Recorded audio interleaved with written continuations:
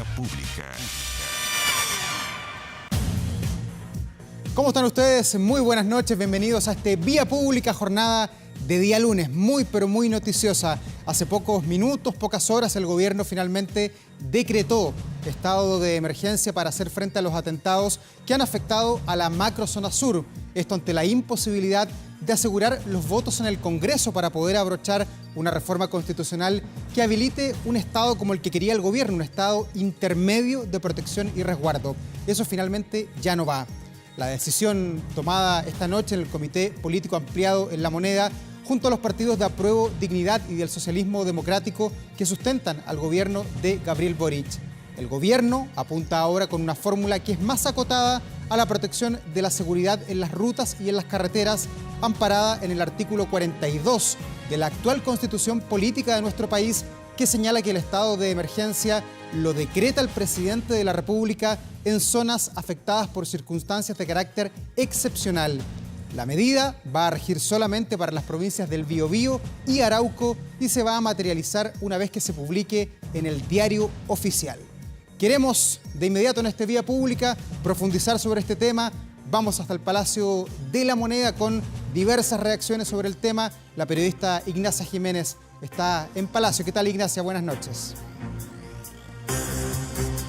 ¿Cómo están? Muy buenas noches. Este anuncio que hace la ministra del Interior para decretar estado de excepción en las rutas de la región de la Araucanía y también en las provincias de Arauco y del Biobío en la octava región. Un anuncio que viene acompañado también de un paquete de medidas sociales, un diálogo que dijo la ministra que se va a retomar entre el Estado chileno y el pueblo mapuche bajo la observación y la ayuda de Naciones Unidas. También una inyección importante de recursos para la macrozona sur, desarrollo de proyectos de obras públicas, entre otras materias. También esto va a ir acompañado de la reactivación del proyecto de ley que crea el Ministerio de Pueblos Indígenas y también un reforzamiento de la CONADI para hacer un proceso de restitución de tierras. Todo parte de una agenda, de un debate, de una discusión que ha tomado ya varios días acá en el Palacio de La Moneda y que se da incluso después de que el gobierno evaluara la posibilidad de enviar un proyecto de ley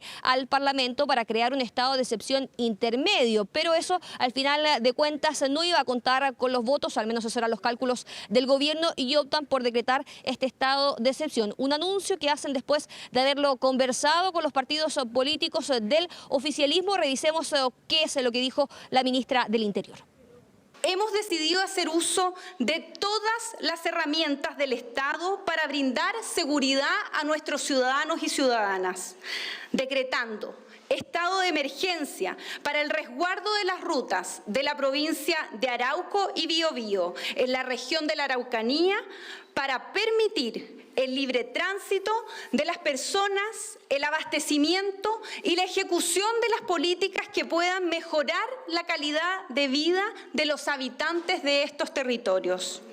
Con el conjunto de estas medidas retomaremos la normalidad para las y los habitantes de la zona.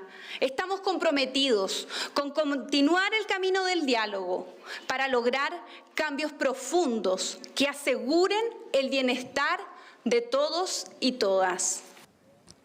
Les decía que esto es parte de un anuncio que hace la ministra después de un diálogo intenso durante las últimas semanas con los partidos políticos, no solo del oficialismo. Recordemos que fue el propio presidente de la República cuando estaba en su gira en la región de Magallanes que dijo que estaba esta posibilidad de decretar un estado de excepción intermedio en la macro zona sur, que habían conversaciones que se habían empezado incluso con la oposición. Esos diálogos no prosperan y por eso se termina por ocupar una herramienta existente que es decretar un estado de excepción constitucional que existe hoy día en nuestra Constitución y que lo que va a hacer es un patrullaje en las distintas rutas de la región de la Araucanía y de las provincias del Biobío en la octava región y también en la provincia de Arauco. El detalle todavía no se ha entregado, pero ya han habido reacciones por parte de los distintos partidos políticos. Algunos que les gustó esta medida, que encuentran que va acompañada de un paquete de medidas mucho más allá de lo que es el patrullaje de las Fuerzas Armadas,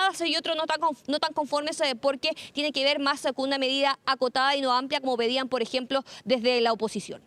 Van en la vía correcta, van en la vía lógica de que la ciudadanía quiere, y a mí me parece que es muy bueno que la ministra haya planteado los temas, sobre todo desde el punto de vista social, que es lo más importante hoy día. A ver, si ustedes nos preguntan cuál era nuestro ideal, sí, era el Estado intermedio, pero finalmente se ha construido una propuesta, a mi juicio, sólida, en la cual tenemos por un lado un estado de emergencia acotado, pero por sobre todo quiero relevar el plan de inversiones para factores habilitantes. No olvidemos que la Araucanía es la región más pobre del país, y por otra parte también la instalación de un momento de diálogo apoyado por las Naciones Unidas. Lo que se nos decía es que el Estado casi no existe en la zona. Entonces hay que reponer la presencia del Estado para poder llevar adelante las demandas que se están produciendo en la zona. Quiero valorar la decisión del presidente Gabriel Boric de decretar el estado de excepción constitucional. Nunca estas decisiones son fáciles, ni dejan conformes a todos. Tampoco a los socios de su propia coalición, probablemente. Pero el presidente tomó una decisión pensando en el bien superior del país y en el principal anhelo que tienen los ciudadanos y ciudadanas, que es resguardar el orden público y la seguridad. Hacemos el llamado para que el estado de excepción que hemos solicitado abarque todo el territorio de la macrozona sur, región de la Araucanía y el Biobío, que no tengamos un estado de excepción con letra chica y debamos asumir que acá no puede haber sesgo ideológico cuando hablamos de la seguridad de las personas. La zona de estado de emergencia que el gobierno declara es de gusto a poco porque está solamente focalizada en las rutas que el gobierno ha dictaminado. ¿Qué es lo que pasa ahora con este estado de excepción? Una vez ya firmado el decreto por parte del gobierno, pasa a la Contraloría General de la República, es aprobado, se toma la razón de este decreto, es publicado después en el Diario Oficial y comienza a regir. Esto que ya han dicho va a ser un estado de excepción acotado, solo a algunas rutas de la región de la Araucanía y también de algunas provincias de la región del Biobío. Vamos a ver también cómo se produce ese despliegue de las Fuerzas Armadas que se repite en la macro zona sur, porque recordemos que en el mes de marzo se había terminado el estado de excepción que había decretado el gobierno anterior de Sebastián Piñera. Gracias, Ignacia, por este reporte desde el Palacio de la Moneda. Buenas noches. Estaremos, por supuesto, muy atentos a lo que es este tema. La Contraloría ya está trabajando a esta hora para sacar rápido el decreto y quizás mañana, en horas de la tarde, podría ya comenzar a regir este decreto que está firmado por el presidente Gabriel Boric. Pero decíamos, esta del lunes fue una jornada súper noticiosa, no solamente por lo político, también se conoció finalmente la condena a Nicolás López, al cineasta, que finalmente fue condenado a 5 años y 1 día de cárcel efectiva, por delitos de abuso sexual cometidos en la región metropolitana entre el año 2015 y el 2016. Vamos a hablar con una de las protagonistas de este caso, Grace Schmidt. Ella es abogada, querellante, representante de la Fundación para la Confianza, que hoy finalmente tuvieron una victoria porque se acogieron gran parte de los requerimientos que habían presentado como querellantes. ¿Cómo está, Grace? Muchas gracias por estar hasta ahora con nosotros. Hola, Davor, buenas noches. Bueno, muchas lo primero por este momento. Sí, lo primero es tomarnos de las palabras que usted decía en la tarde una vez que se conoce el fallo. Han recalcado mucho que esto es histórico, que esta jornada o esta señal que da la justicia es histórica. ¿Por qué? Porque, bueno, se reconoce en todos los casos, aunque no se haya condenado a Nicolás López, en todos los casos se reconoce que las víctimas no estaban mintiendo. En el fallo no se desacreditan los hechos, las denuncias. Y es histórico en ese sentido, ya que la teoría de la defensa siempre giró en que las víctimas derechamente estaban mintiendo, que esta era una gran confabulación entre el diario El Mercurio, la Fundación para la Confianza, el Estudio Hermosilla, para que las víctimas fueran famosas, para encontrar el Harvey Weinstein chileno. Y así las cosas, el tribunal, por unanimidad, señaló que acá no había ningún tipo de ganancia secundaria en cuanto a esta teoría, digamos, de parte de la defensa. Se desacreditó completamente. Claro. Grace, ¿y cómo se entiende esta condena? 5 años y 1 día. Se ha recalcado también que es efectivo. ¿Va a pasar Nicolás López 5 años tras las rejas o va a también poder optar a algún tipo de beneficio? A ver, efectivamente fue condenado 5 años y un día, y este un día es importante porque eso significa que tiene que cumplir efectivamente la condena. Esta se hace efectiva luego que la sentencia quede ejecutoria, y eso significa que pasen los plazos o que la defensa presente o no un recurso de nulidad para ser visto ante la Corte. Y es por eso que el día viernes se fijó audiencia de revisión de medidas cautelares para solicitar la prisión preventiva de Nicolás López en este lapso de tiempo. Ya. ¿Y qué evaluación hacen ustedes de la defensa de Nicolás López? Usted ha dicho también que ellos actuaron de mala fe, esta defensa que encabeza la abogada Paula Vial, que sacaron un comunicado en la tarde y dicen que las pruebas o los estándares de la prueba probatorios no eran los mejores y que por eso van a pedir la nulidad de este juicio. Sí, desde el día 1 la defensa de Nicolás López, encabezada por la abogada Paula Vial, ha sido de mala fe.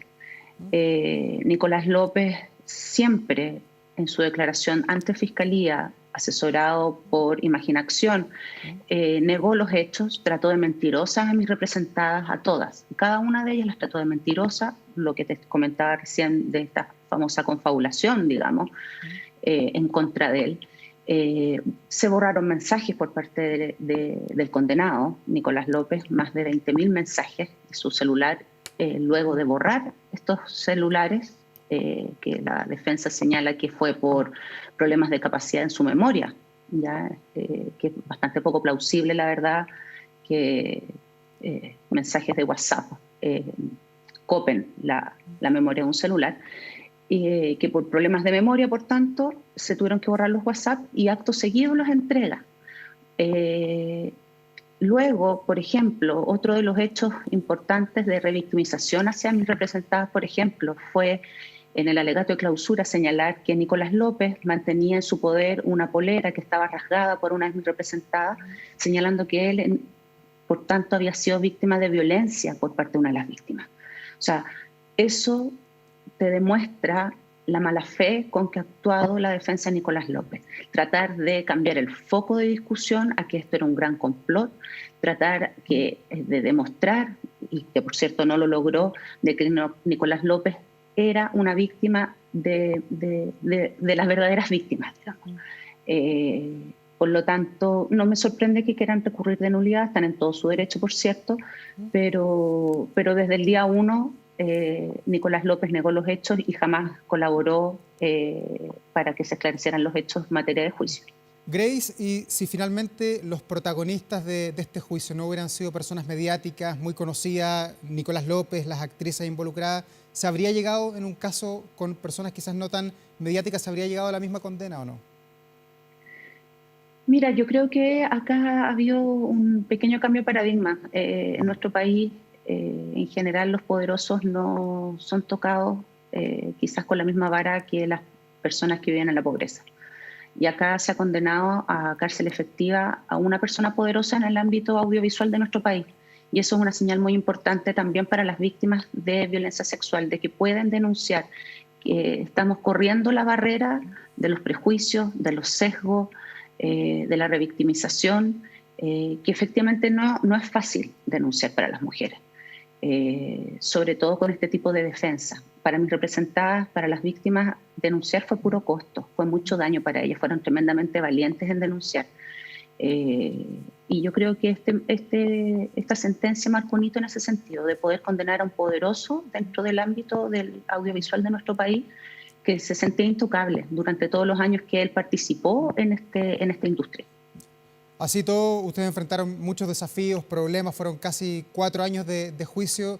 ¿La justicia de alguna manera finalmente entiende o comprende mejor cómo abordar estos casos? Porque antes la justicia era quizás un poco arcaica para enfrentarse a estos problemas que se han vuelto desafortunadamente cada vez más comunes en nuestra sociedad. Exacto. A ver, el gran dilema de los delitos sexuales es que si hubiesen testigos, lo más probable, el delito no se cometería. Por lo tanto, creerle a la víctima es un gran paso.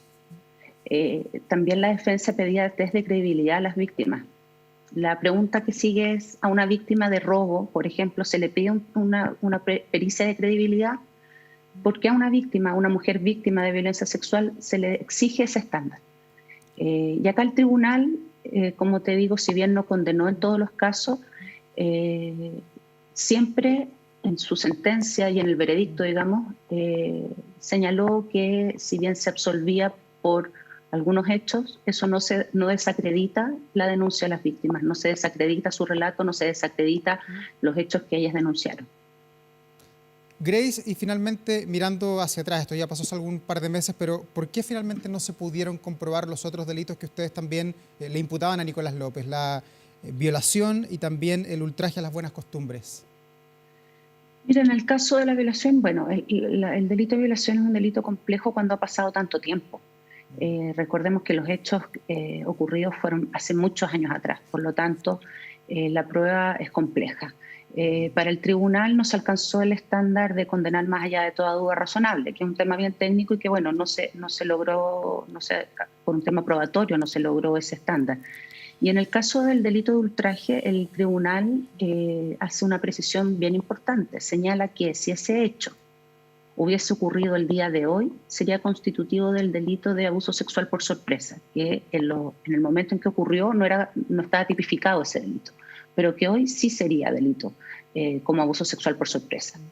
Por lo tanto, una vez más nos encontramos con que el tribunal le creyó a las víctimas. Efectivamente, le creyó a las víctimas y echó por tierra esta teoría conspirativa que trató de construir la defensa. Grace, y usted como abogada de la Fundación para la Confianza, veíamos el fin de semana que la Fundación sacó un estudio con la Universidad Católica donde dice que el 18% de los chilenos, o sea, 1 cada 5 prácticamente, fue abusado lamentablemente durante su infancia. ¿Qué le recomienda a esas personas que quizás se atreven a denunciar ahora que ven estos casos mediáticos, el caso Berríos y otros que han ido apareciendo en el último tiempo? Es importante que las víctimas se puedan sentir acompañadas por el sistema. Es complejo, efectivamente. El sistema muchas veces no está preparado para recibir víctimas de violencia sexual. Acá, menos mal, y hay que reconocer el trabajo que realizó la Fiscalía desde el día 1 de acoger a las víctimas, de llevar la investigación a cabo con perspectiva de género, al igual que el Tribunal Oral en lo penal. Y que las víctimas puedan denunciar, como te decía, es correr el cerco de la denuncia, de que las mujeres se sientan, y los niños también, las niñas y adolescentes puedan denunciar, acercarse a espacios de confianza como la Fundación, en que van a ser asesorados, van a hacer contenido y poder activar, digamos, y acompañar a las víctimas de violencia sexual. Pero desde el punto de vista de la justicia y también del Ministerio Público, hoy día depende dónde llega esa denuncia, o sea, hay que tener de alguna manera suerte para poder denunciar, para que esto se acoja de buena manera, o nuestro país ya tiene un estándar que es igual si la denuncia es en Bisbiri, en Puerto William o en la comuna de Macul. No creo que sea un estándar uniforme, efectivamente. Lo que sí creo que cada vez se están dando mayores directrices. Desde la Corte Suprema, por ejemplo, la Oficina de Género de la Corte Suprema, se hace un llamado a los jueces de utilizar la herramienta de la perspectiva de género en sus fallos, por ejemplo. La Fiscalía también tiene enfoque de género como política. Y hay que ir, digamos, efectivamente puliendo y avanzando en este tema. Es un cambio cultural importante que Chile tiene. Estamos conversando con Grace Schmidt. Ahí se retomó la conexión, Grace. Sí, ahí se retomó. Sí. ¿Qué nos decía? No, te decía que efectivamente esto es un proceso. Tenemos como país que avanzar en la perspectiva de género, en el conocimiento de las causas, para que las víctimas puedan sentirse seguras de denunciar. Efectivamente, como te digo, este es un hito importante, pero de todas maneras falta desarrollar más la perspectiva de género, falta desarrollar también en el sistema la protección de los niños, niñas y adolescentes, de todas maneras que denuncian delitos sexuales. ¿Y nuestro Código Penal está al debe en los delitos sexuales? ¿Le falta quizás ayornarse un poco, considerar esto que quizás antes no eran delitos hace un par de años y que hoy día sí son delitos sancionados por la justicia chilena? Tenemos que quizás ahí adaptar nuestras leyes a la espera también de la nueva Constitución que incorpora también muchos de estos temas tangencialmente. No tan tangencialmente, o sea, el nuevo proyecto de Constitución, digamos, está en vanguardia, digamos, de reconocer la perspectiva de género en el sistema judicial de nuestro país. Me parece un paso tremendamente importante. Por lo tanto, hay que avanzar en eso. El Código Penal efectivamente tiene que modernizarse. Ese es un proyecto de hace muchos años, la modificación y crear un nuevo Código Penal. Se ha avanzado, como por ejemplo la imprescriptibilidad de los delitos sexuales en contra de niños, niñas y adolescentes. Hace un tiempo atrás estos delitos prescribían como cualquier otro tipo de delito en ciertos años, digamos, cumpliendo la mayoría de edad, y ahora son imprescriptibles. Efectivamente se ha ido adaptando el ordenamiento, el Código Penal a las peculiaridades que tienen los delitos sexuales, el trauma complejo que conlleva a una víctima ser víctima de violencia sexual. Pero de todas maneras falta avanzar en la protección de las víctimas de violencia. Ya, pero hoy día usted lleva algún tiempo vinculada a estos temas. ¿La justicia le cree más hoy día a las víctimas? Porque usted lo decía en la conversación, antes no le creía, la gente decía, bueno, esto es un invento, esta persona, ¿de dónde sacó eso? Mira, la verdad no te podría generalizar que el sistema completo le cree a toda víctima. Creo que hay que capacitar a los operadores del sistema en delitos sexuales, en perspectiva de género, en cómo tratar a las víctimas. Creo que todos los operadores del sistema tenemos que tener esa sensibilidad y esa visión de que no estamos tratando con cualquier víctima, no estamos tratando con una víctima de robo, que puede ser muy grave, sí, es verdad, pero lamentablemente los delitos sexuales atacan algo tan básico como la dignidad de la persona. Y siempre se puede denunciar, eso es lo importante. Eso es lo importante, siempre se puede denunciar, acercarse a espacios como la Fundación para la Confianza para ser asesorados y acompañados en este proceso de denuncia. Claro, tienen ahí, lo hemos reportado en otras oportunidades, el teléfono 1515, donde las personas pueden llamar y contar su historia y ahí reciben una orientación gratuita y confidencial para ver cuáles son los caminos a seguir. No todo llega a la justicia, ¿no es cierto? No todo llega a la justicia porque también hay que proteger a la víctima. Se hace también un acompañamiento psicológico a la víctima. Lo importante es, como te digo, denunciar, es asesoría gratuita. Todos los casos que la Fundación lleva ante tribunales es de manera gratuita. Aquí no existe ningún tipo de ganancia por parte de los y las abogadas, como en algún minuto también se trató de plantear. Todas las causas que llevamos por la Fundación son de manera gratuita para todas las víctimas. Grace, antes de despedirnos, volviendo al origen de nuestra conversación sobre Nicolás López, para los que se integran recién a la sintonía, ¿qué es lo que viene ahora en ese juicio? ¿Cuándo queda firme? ¿Cuándo Nicolás López, en el fondo, debería ingresar a la cárcel? Bueno, la defensa tiene 10 días para presentar un recurso de nulidad para ser visto por la Corte respectiva, dependiendo de la causal, y la Corte tiene que ver si acoge o no acoge el recurso. Nosotros creemos que el fallo es un fallo contundente, mucha prueba presentada por parte de la Fiscalía y de la parte querellante, por lo tanto creemos que y tenemos confianza que este fallo va a ser confirmado por la Corte. Y Grace, si en este caso no se hubieran podido recuperar esos mensajes de WhatsApp de los que tanto se habla, usted misma lo relataba, ¿no se habría podido llegar a esta condena? ¿Allí estaban las pruebas más fundamentales para acreditar estos delitos o no? No. Los mensajes, si bien eran importantes y aportaban pruebas, no fue determinante. Hubo mucha otra prueba testimonial, las propias víctimas, los teléfonos, digamos, y los mensajes daban más contexto. Él reconocía ciertos hechos, sí, pero en lo fundamental los mensajes no fueron determinantes para condenar a Nicolás López. Como lo trata de hacer la defensa, digamos que con estos mensajes habría una colaboración sustancial en el esclarecimiento de los hechos. Eso no se configuró bajo ninguna circunstancia.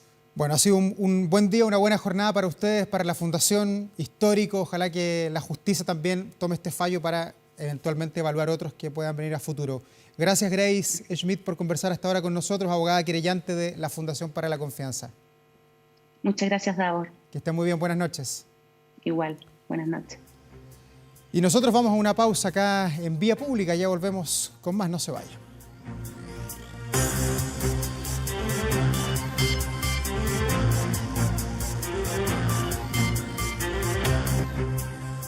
Ya estamos de regreso en este Vía Pública para contarles que Chile es más que una ciudad y estar donde quieras es hoy posible.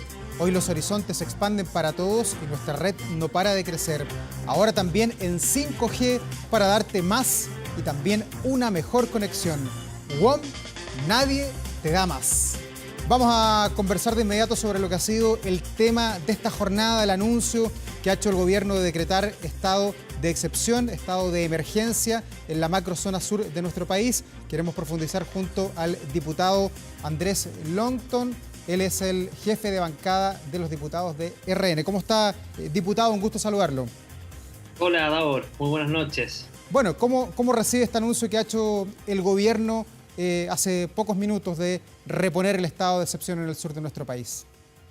Sí, bueno, Davor, lo que pareciera ser una buena noticia, porque finalmente el gobierno se decide después de muchos días y larga angustia, además, por parte de la macrozona sur, a decretar estado de excepción, estado de emergencia particularmente.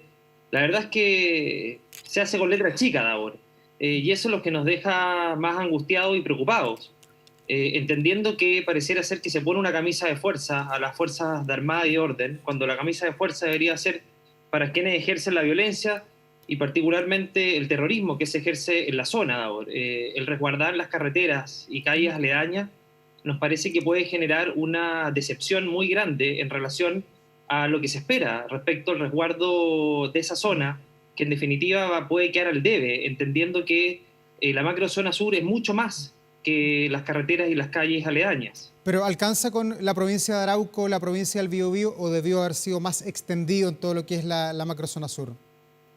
A ver, nosotros creemos que la Araucanía, la provincia de Arauco y la provincia de Biobío son las zonas donde las cuales se decretó estado de excepción hace algunas semanas, y creemos que esa es la zona que hay que resguardar, Davor. Pero creemos que la zona que hay que resguardar es el estado de excepción con todas sus letras, no un estado de excepción a medias, porque pareciera ser que el gobierno cree que el problema en la macrozona sur es un problema que hay que solucionar a medias tintas, y la verdad es que los hechos de violencia inusitados, sobre todo en las últimas semanas, nos dan a entender que el estado de excepción en su momento dio resultados, si bien no eliminó la violencia por completo, porque creemos que es un problema mucho más integral que el solo poner fuerzas armadas, pero finalmente sí logró reducir en un 45% los hechos de violencia, Davor, y creemos que hoy día, con un estado de excepción a medias, intermedio, el gobierno cede ante el Partido Comunista, entendiendo que muchas fuerzas aliadas al gobierno estaban dispuestos a avanzar un estado de excepción. Yo leí hace poco a una diputada del Frente Amplio,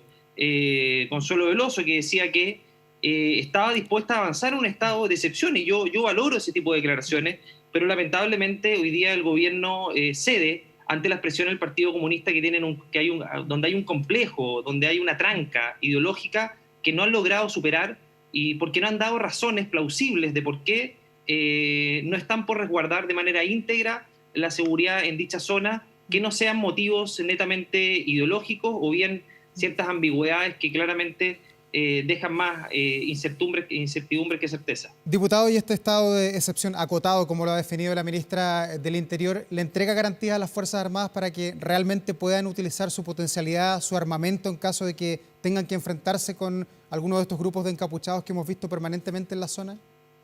A ver, Davor, yo creo que lo primero es ver si es que el uso de la fuerza se va a mantener la regulación establecida en el gobierno del expresidente Piñera, si no van a haber modificaciones a aquello. Yo creo que eso sería una señal importante, pero también yo creo que la expectativa que se va a tener, el temor es que repercuta en definitiva el no cumplir íntegramente con el resguardo de dicha zona, termine repercutiendo finalmente en las mismas Fuerzas Armadas, porque si tú restringes el espacio aéreo, marítimo o terrestre donde no van a actuar, claramente que eso hace generar una sensación de decepción.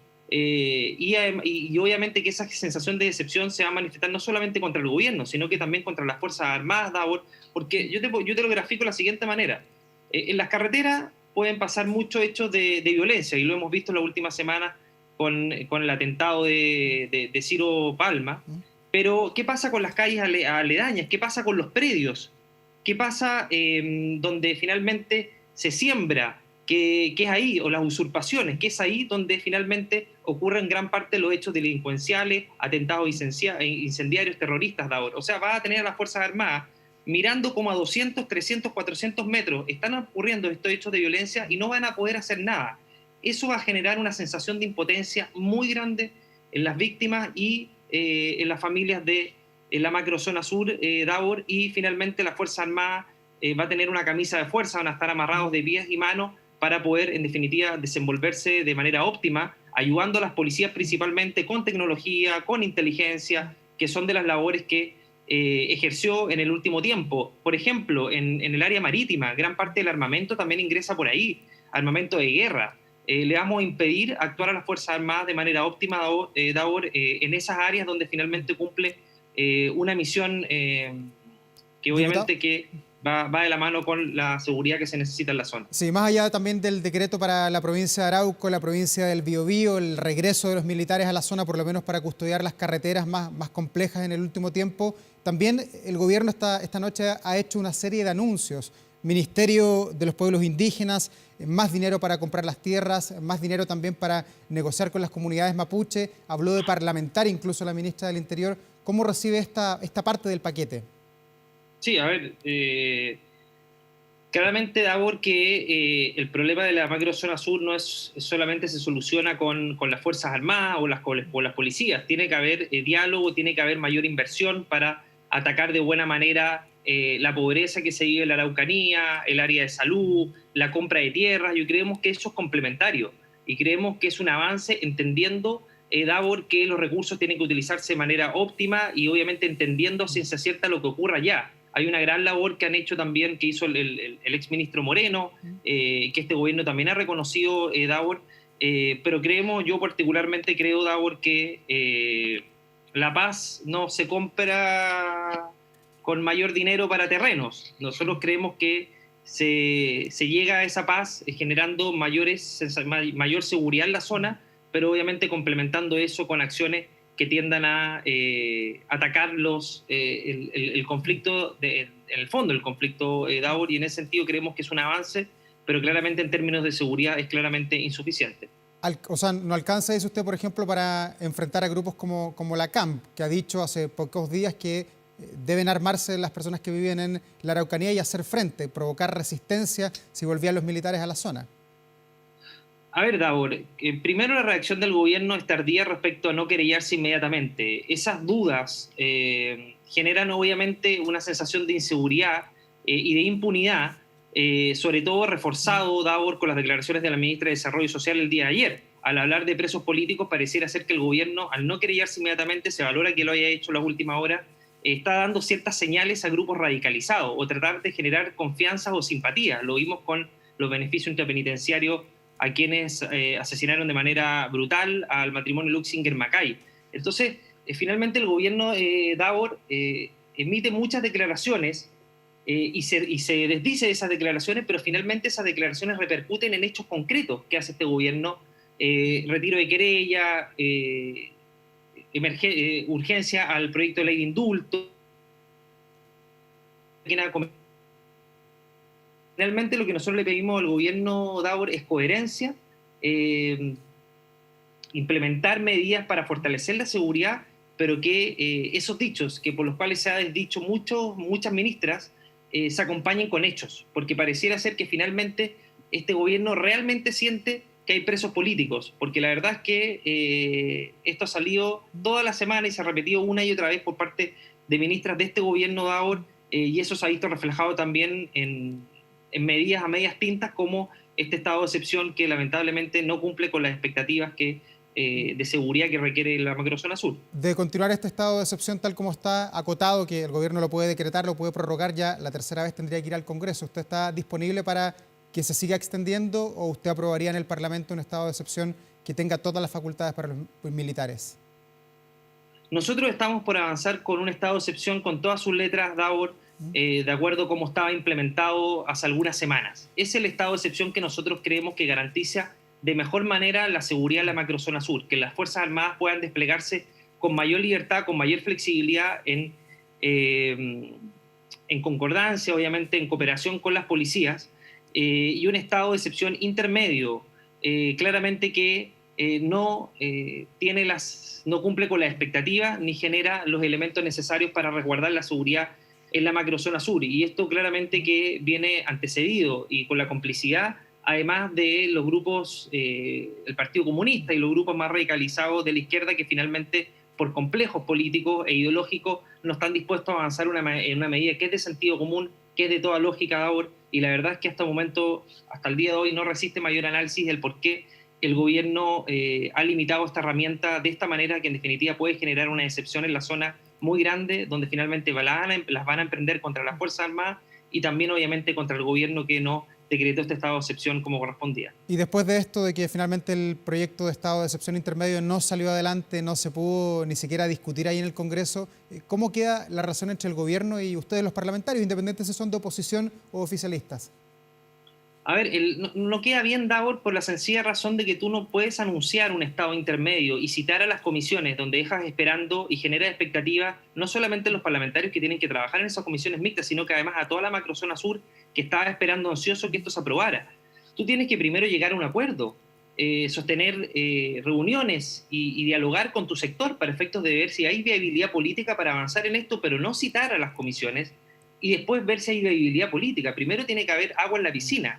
Y eso es lo que faltó por parte de este gobierno en la última semana, hacer muchos anuncios, pero no concretar nada, y el tiempo seguía pasando y los hechos de violencia seguían incrementándose. Obviamente que esto genera un quiebre en las confianzas, Davor, finalmente porque pareciera ser que el gobierno es incapaz de ponerse de acuerdo de algo que es elemental, que es garantizar la seguridad no solamente en la macrozona sur, sino que en todo el país.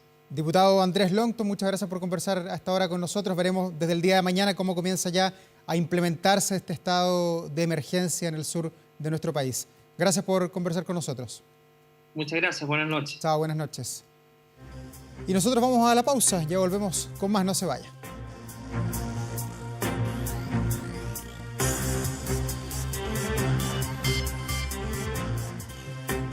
Ya estamos de regreso aquí en Vía Pública con algunos consejos. Protéjase de la delincuencia con Te Pillé. Vigilancia en tiempo real de cámaras de seguridad con audio disuasivo para su empresa. Alarmas Te Pillé con cámaras conectadas a su smartphone y también con un botón de emergencia móvil para el hogar, para la casa. No sea usted la próxima víctima y contrátelos en tepillé.cl. Veamos de inmediato hasta ahora que publica nuestro portal 24horas.cl con muchas noticias de la convención. Recordemos que hoy se entregó el borrador del texto constitucional ahí en el norte, en Antofagasta. Pero también hay más noticias.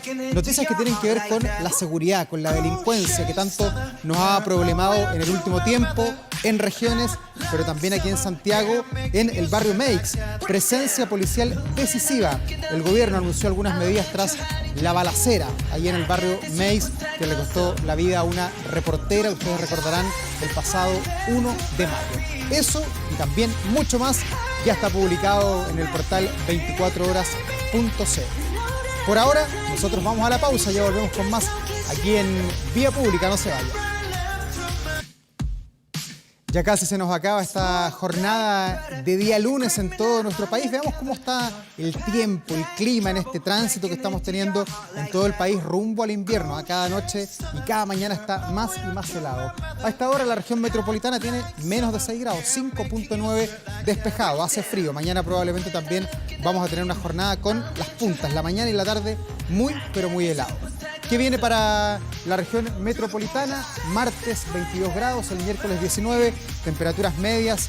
Estamos saliendo ya del verano, es más que historia, estamos derechito camino al invierno, así que las temperaturas van a comenzar a descender. ¿Qué pasa en otros lugares de Chile? Veamos algunos puntos. El norte del norte, Arica, 16 grados, y la hermosa Juan Fernández con 18 grados, nublado. Hasta ahora mandamos muchos cariños, por supuesto, al pueblo de San Juan Bautista, ahí donde está el corazón de lo que es Juan Fernández, que hasta ahora, como siempre, nos sintonizan también para ver Vía Pública. Usted lo escucha, ¿eh? Estamos con buena música porque anoche se celebraron los premios Billboard y BTS se consagró coronándose como la banda con más victorias en la historia de estos premios. En la ceremonia de este año, el grupo surcoreano presentó Butter, el tema que ya revisamos de fondo. Además, fueron nominados a 7 categorías, de las cuales ganó 3. Por ejemplo, ganó Mejor Grupo, Mejor Artista de Ventas de Canciones y también Mejor Canción de Ventas. Con estos nuevos 3 premios, la banda coreana superó el récord de Destiny's Child, que se mantuvo invicto por, escuche bien, 17 años. BTS es uno de los grupos más influyentes del K-pop y su música ha sobrepasado la barrera del idioma, rompiendo récords desde los inicios de su carrera. Dentro de los récords que tiene esta banda, que le gusta mucho a la gente más joven, la boy band está en ser el primer grupo K-pop en alcanzar el número 1 del Billboard 200. Buena música, música de las nuevas, de los nuevos ritmos que inspiran. Ideal para terminar esta jornada aquí en Vía Pública. Muchas gracias por la sintonía. Que estén bien, buenas noches.